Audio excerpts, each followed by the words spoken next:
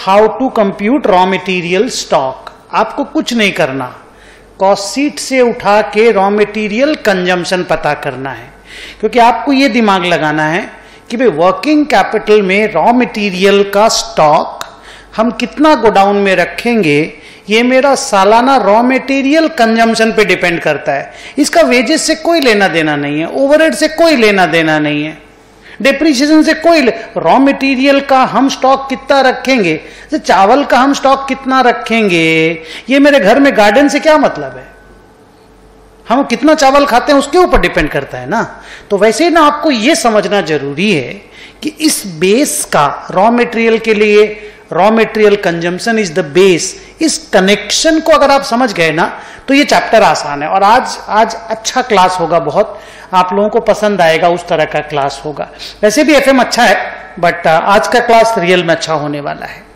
तो क्या करना है सर, रॉ मटेरियल कंजम्पशन पता कर लेना है।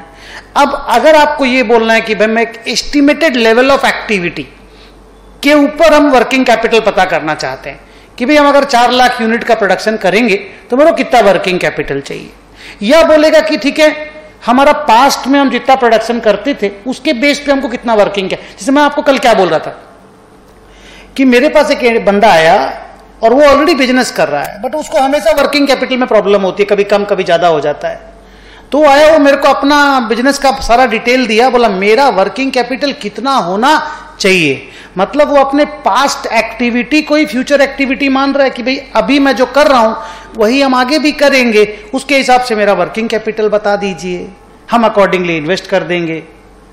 लेकिन अगर मान लो एक नया बिजनेसमैन है और वो बोलता है कि नहीं हमको 2 लाख की प्रोडक्शन पे वर्किंग कैपिटल बताओ, तो हम लोग उसके हिसाब से बता देंगे उसको। लेकिन एक चीज क्लियर है, it's always about future. FM पूरा इज अबाउट फ्यूचर।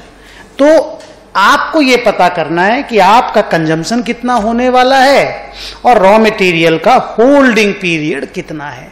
2 चीज के ऊपर आपको रॉ मटेरियल का स्टॉक मिल जाएगा।